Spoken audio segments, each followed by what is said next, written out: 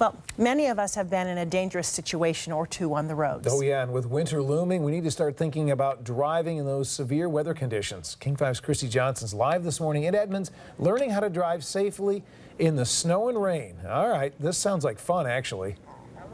You know what? It is actually a lot of fun down here this morning. We're in a parking lot in Edmonds with Defensive Driving School. However, it could be a very serious situation if we get the winter that is predicted. It could be the worst in decades, which means we could be finding ourselves in some pretty treacherous situations on the road. I'm joined by JC Fawcett. He's an instructor with Defensive Driving, and we are currently in a car that has what looks to be training wheels, but they're not. They're actually skid simulators that can simulate skidding on ice, hydroplaning, all of the bad things that could potentially happen to you in the winter. Now, JC, we are going to talk about how, if you're in a situation where you're skidding, how you safely get out of this situation. So what are we doing?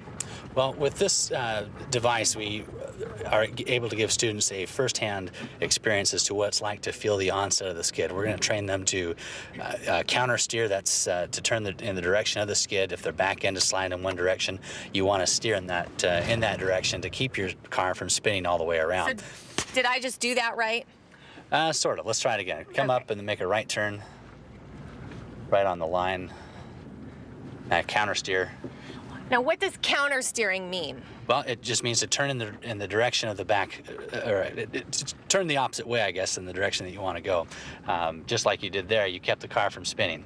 Now, in terms of braking, my first instinct here is to slam on my brakes. Is that the right thing to do? You shouldn't slam on your brakes. You should put some firm pressure, but not slam. You know, the #1 killer of teens in North America is car crashes, and I think teens are probably who you see most at the Defensive Driving School, isn't it? Correct. The majority of our students are teenagers. We also teach some beginning adults as well as people who get moving violations and need to get that cleared off their record. Well, coming up in the next hour, we are going to be learning the top 3 tips of how to stay safe on the road in rain, in snow, in fog, and everything that you need to know to stay safe this winter on the roads, because Brad and Joyce, it could be kind of a bad winter if I'm hearing from Rich properly here. And of course, Tracy will be keeping us safe on the roads all winter, but it's good to know these tips as well. It's great information. And we're going to be talking more about this in our next hour. Christy, thank you. Yes.